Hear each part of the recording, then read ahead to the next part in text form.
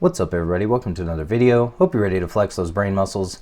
In this video we're going to talk about limits of composite functions. We're going to practice finding limits using this property, and we're going to practice other examples where we can't apply this property because the conditions aren't met. Those examples are quite tricky and also really fun. So hopefully you enjoy this video. Let's jump right into it. What is this property?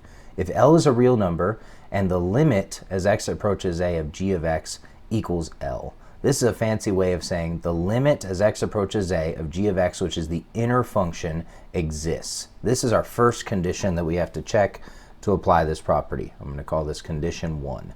So the limit of the inner function exists, and the outer function, in this case it's f, is continuous at L, which is what that limit is. That's our second condition. So we're checking two conditions, and if both of those conditions hold, right, if both those things are true, then what we can do is apply this property, which says that instead of finding the limit of this entire composite function, we can find the limit of just the inner function and then plug that into the outer function as an x value or an input, which makes our life a lot easier. So let's practice here with our first example. We have two functions, f and g. Their graphs are shown, and we are tasked with finding the limit as x approaches -2 of f of g of x. So first we're going to check our first condition, which does the limit as x approaches -2 of g of x exist. So let's look here, -2. As we approach from the left, the y values get closer to 1. As we approach from the right, the y values get closer to 1. So yes, that first condition is met. The limit does exist and it equals 1. And so now we're checking our second condition. Is the outer function f continuous at 1? So let's go to our outer function here, f. Let's find 1 on the x-axis. Continuous, remember, that means the limit exists, which it does in this case, from the left and from the right. Those are equal. The function's defined, which it is, and those two things are equal to each other. So what's the limit? Well, from the left and from the right, we approach 0, so the limit's 0, and the function's defined at 0. 0 equals 0, so yes, the function's continuous at 1. Both of our conditions are met. And so now what we can say is, instead of having to find this limit by thinking about the composite function and what happens as x approaches -2, we can just find f of the limit as x approaches -2 of this inner function, which we already found earlier when we checked if it existed. And what did we say it was? We said it was 1. So this is f of 1, which equals 0, which we already found as well. And we are good to go. Awesome. All right, let's try another example. Same graphs here. This time x is approaching 4. We're finding the limit of this composite function. So let's check our conditions. Does the limit as x approaches 4 of g of x exist? 4 is here. From the left we get 2. From the right we get 2. So yes, this limit exists and it equals 2. And so now we can check, is f continuous at 2? Because that's the limit. So we're going here to 2. And it does look like f is continuous. The limit from the left and from the right is 2. The function's defined at 2. 2 equals 2. We're good to go. Both conditions are met.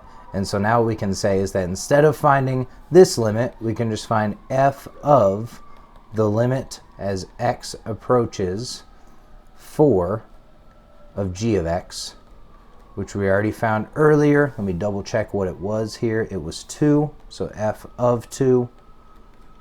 And I think we already found this as well. When x equals 2, y is 2, and so our final limit is 2, and we're good to go here. So hopefully you're kind of getting the hang of this and seeing that this is not that hard when both conditions are met and we can apply this property. Now let's get into an example where one or more of the conditions are not met. So let's check. Does the limit as x approaches 1 of this inner function exist? Well, as x approaches 1, the limit from the left is 2, and the limit from the right is -1, so that limit does not exist. And what that means is that one of our conditions is not met. That's all it takes to say that we can't apply this property.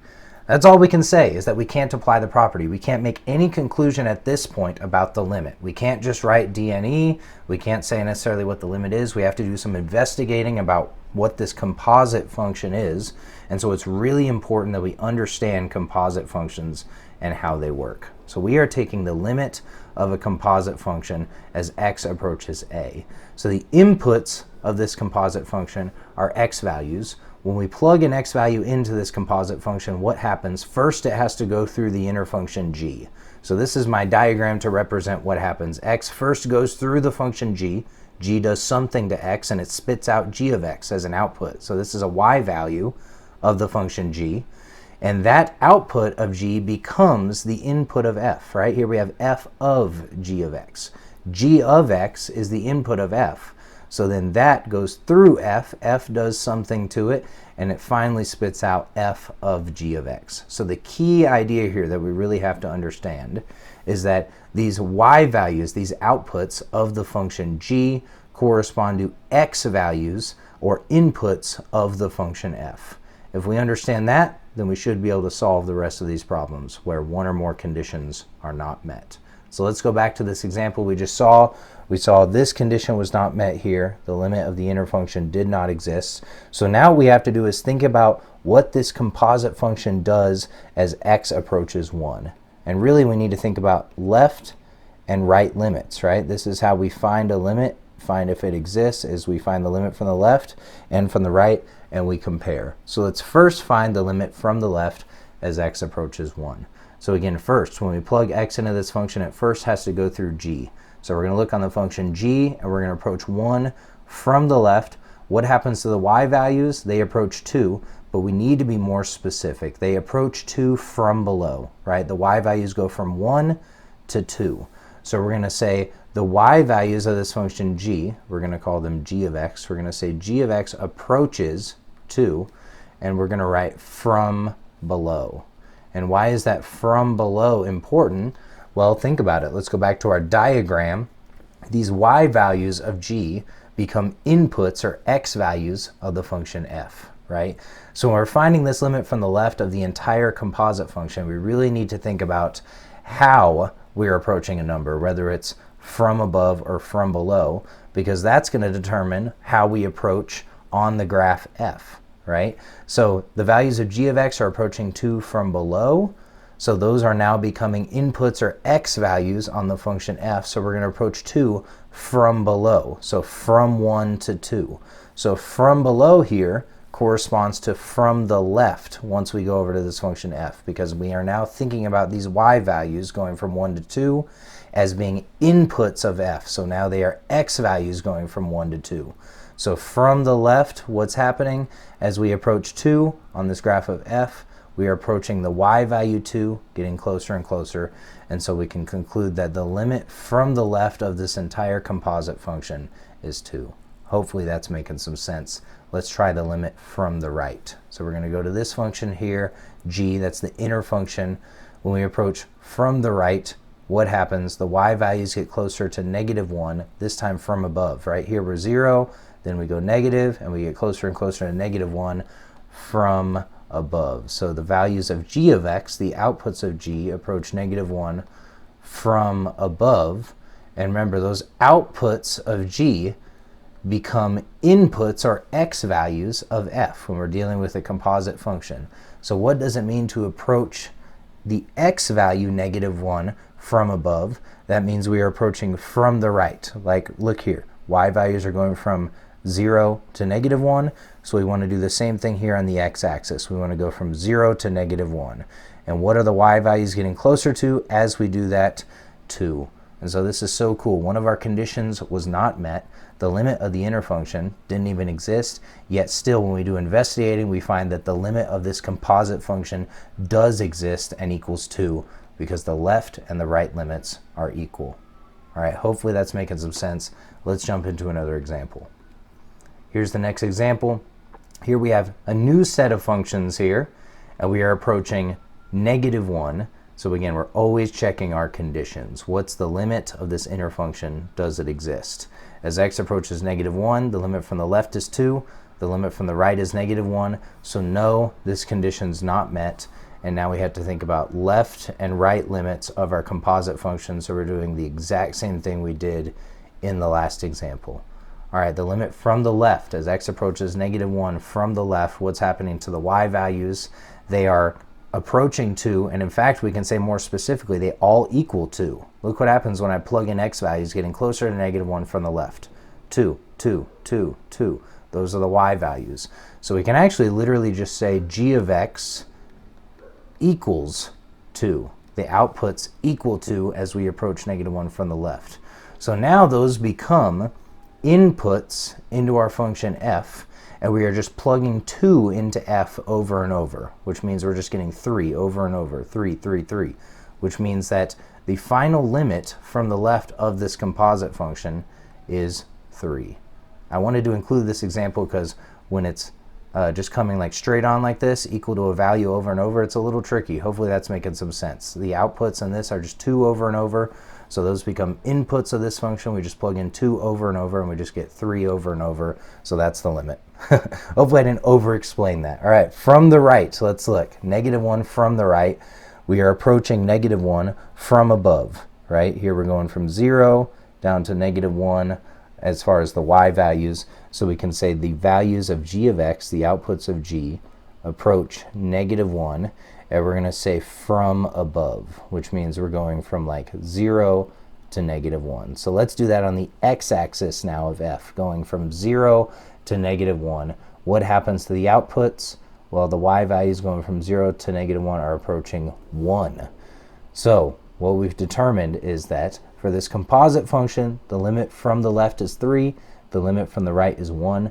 So this time, the limit of the composite function does not exist. So we saw one example where the limit of the inner function didn't exist, but once we looked at the composite function, it did. And then now we have another example where the limit of the inner function doesn't exist, and neither does the limit of the composite function. We really have to think about what's going on with that composite function. All right, let's try our next example here. We are checking conditions. We have 2 new graphs. So first condition, does the limit of the inner function exist as x approaches 3? Let's go to 3 here. From the left we get 2, from the right we get 2. So yes, the limit does exist. What about this? Is the outer function f continuous at that limit, which was 2? Let's go here on the x-axis to 2. No, it's not continuous. The limit is 1, right? From the left and from the right, the y values get closer to 1 as the x values approach 2, but f of 2 is 3. Those are not equal. So no, this condition is not met, and this is actually a great example for why that condition here is important, because if we had just continued and we had plugged, what was it, 2 into this function and gotten 3 and said the limit's 3, we'd be wrong, which we're about to find out by investigating the left and the right limits of the composite function, since one of our conditions was not met. So from the left, what happens as we approach 3, we're going through the inner function first. As we approach 3 from the left, the y values approach 2 from below. So the outputs of this function g of x, approaches 2 from below. And so now we're going to look on the x-axis over here for our function f, and we're going to approach 2 from the below, which means from the left. So as we do that, the y values are approaching 1. And so we're going to write 1 as the limit from the left. All right, what about the limit from the right? As we approach 3 from the right, what's happening? The y values are again approaching 2. So we can go and write that. G of x approaches 2. And this time it's what? Approaching 2 from above. From above. And so we want to go here to our function f. We want to approach 2 on the x-axis, right? Because these are now inputs of f from above. So going from 3 to 2, what's happening to the y values? They are also approaching 1. And so our limit of the composite function does exist, and it equals 1, even though the function was not continuous at that limit of the inner function. All right, hopefully that example is making sense. I think we just have one more. Let's go through it, where our conditions are not met, or at least one of them isn't. All right, let's find the limit of this inner function as x approaches -2. As x approaches -2, the limit of g of x is, let's see, from the left it's 0, from the right it's 0, so the limit does exist and it equals 0. All right, is f continuous at 0? Let's check. Well, no, there's a big jump here. From the left it's 3, from the right it's 1, so the limit doesn't even exist, okay? So no, it's not continuous, so now we have to check conditions. Left limit, right limit. All right, so let's check this out. The limit from the left. So as we approach -2, we first go through the function g. From the left, what happens to the y values? They approach 0 from below. So g of x approaches 0 from below. All right. So g of x approaches 0 from below, which means that we're going to go here into the x-axis, find 0, and approach from below, which means we're going from -1 to 0. What's happening to the outputs of the function as we get closer to 0? From the left, they are getting closer to 3, and so that's the left limit of this composite function. All right, now let's find the right limit. As we approach -2 from the right, what's happening in our function g? And we are again approaching 0 from below.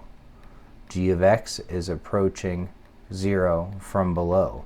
Wait a minute, we just found out what happened when g of x approached 0 from below, right? Going from -1 to 0 on the x-axis, and that's that the y values approach 3. And so it turns out this limit exists and equals 3, even though there's a jump here. I think this example is so cool. It's like so, it may be counterintuitive to you. It was to me at first until I kind of dove into it further. Love this example. We have this jump here, and yet because we're approaching from below, from the left and from the right, we end up approaching from the left for both of these left and right limits, and in both cases approaching 3. So the limit exists and equals 3. Awesome. Hopefully this video helped. Hopefully it made sense. If you have questions, leave them in the comments. I'll try to get to them. Like and subscribe, especially if the video helped. But most importantly, keep flexing those brain muscles, and I'll see you on the next video.